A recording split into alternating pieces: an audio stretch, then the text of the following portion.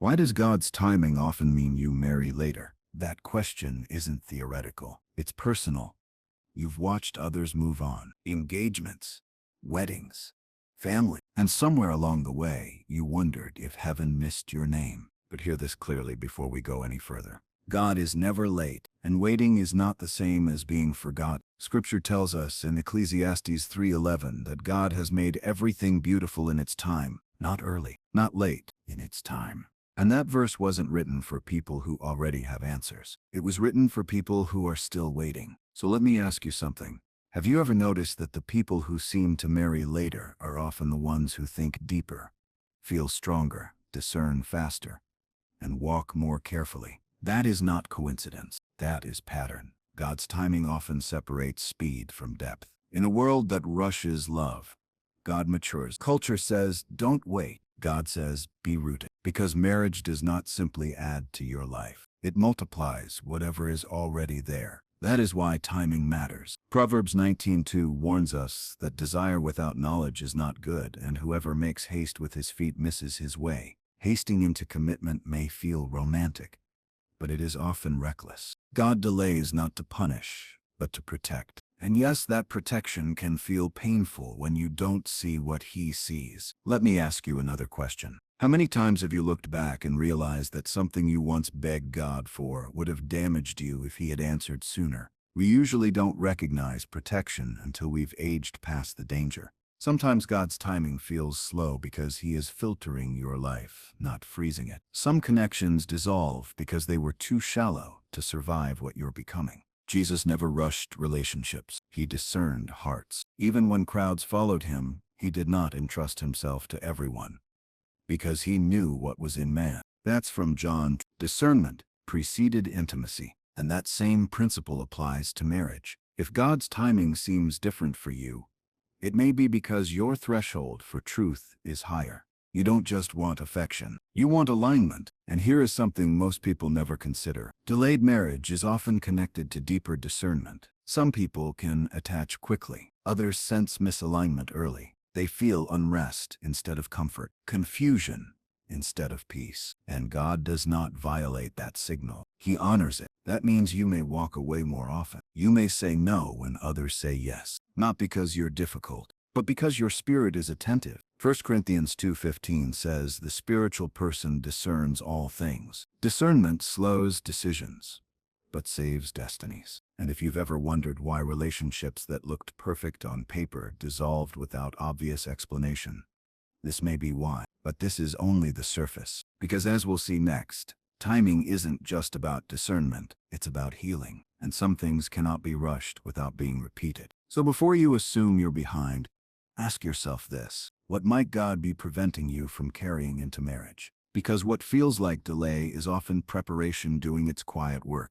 There is something difficult but necessary we need to talk about. God's timing often feels slow in marriage because healing cannot be rushed without creating repetition. Many people don't wait because God delays them. They rush because they're trying to escape something inside. Loneliness, fear of abandonment, the need to be chosen. And marriage was never designed to carry that weight. Psalm 147:3 says, he heals the brokenhearted and binds up their wounds. Notice the order: healing first, binding second.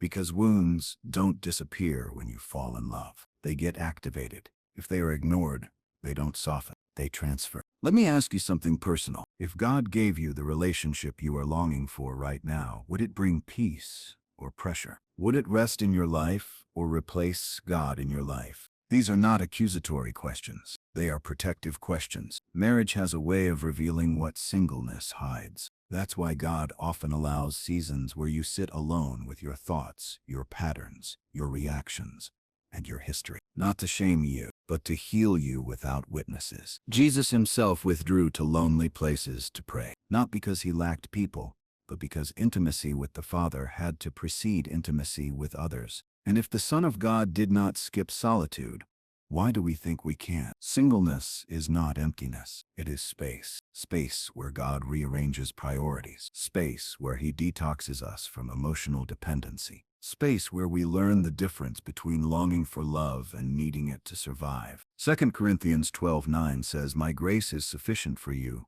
for my power is made perfect in weakness." That verse is not romantic, but it is stabilizing. Because if you don't know God's sufficiency alone, you will expect another human to sustain what only God can, and that expectation eventually crushes relationships. Two incomplete people do not become whole through marriage. They become louder. That is why God strengthens identity before he introduces intimacy. You are not waiting because you are unworthy. You are waiting because God refuses to build covenant on instability. Here is something few people will say out loud. Marriage multiplies who you already are. If you carry peace, it expands peace. If you carry insecurity, it amplifies insecurity. If you carry purpose, it sharpens purpose. If you carry wounds, it exposes wounds. That's why Proverbs 4:23 tells us to guard our hearts, for everything flows from it. Guarding is not avoidance, it is preparation. And sometimes preparation takes longer for those who are meant to lead,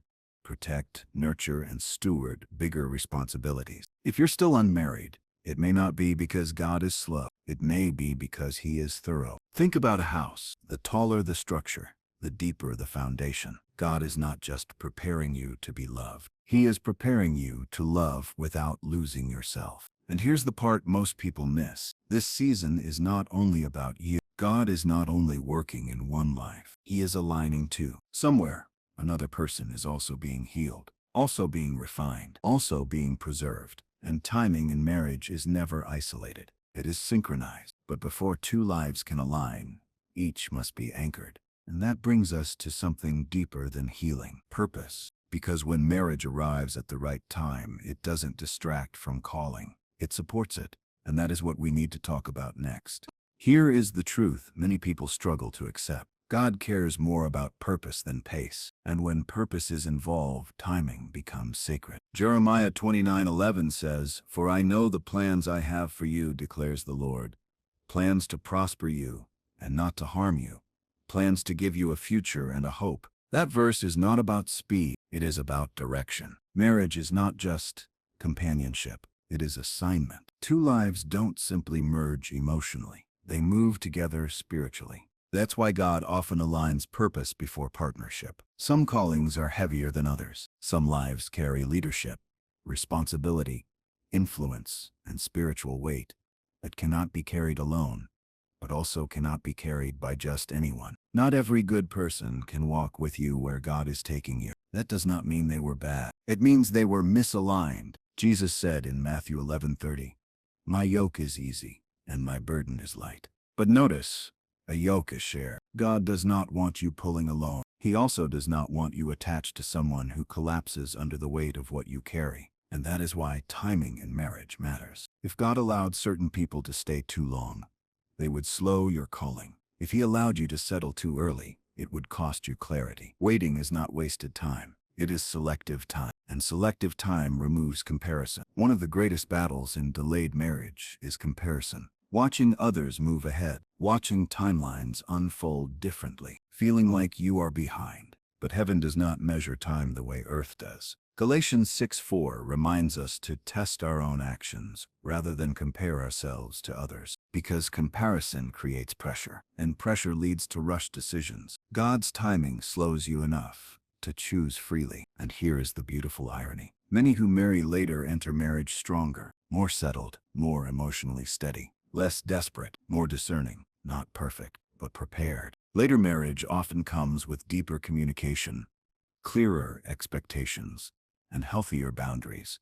Not because time guarantees maturity, but because time allows God to shape it. And when it happens, it doesn't feel forced. It feels anchored. The relationship doesn't replace God. It reflects him. That is what Scripture points us toward in Ephesians 5, when marriage is described not just as romance but as a reflection of Christ and the church. That kind of covenant cannot be rushed. And if you are still waiting, hear this carefully. Your season is not silent. God is not inactive. You are not forgotten. What feels like solitude may actually be intimacy with God forming strength within you. What feels like delay may be alignment happening beyond your view. And what feels like absence may actually be preservation. Genesis 2:18 tells us that God does not delight in loneliness. But it does not say marriage is the cure. Connection with God is. From that connection flows everything else. So if you are unmarried today, you are not unloved. You are not late. You are not behind. You are becoming. And when God brings the right relationship at the right time, it will not arrive with chaos. It will arrive with peace, not anxiety, but recognition. And you will look back and understand that God's timing did not deprive you. It developed you. So keep trusting, keep walking, keep staying close to God. Because the story God is writing in your life is not rushed. It is intentional, and what He prepares carefully, He sustains beautifully. If this message resonated with you, stay close to what strengthens your faith next. There is more clarity ahead. And remember this, God's timing does not delay love. It protects it.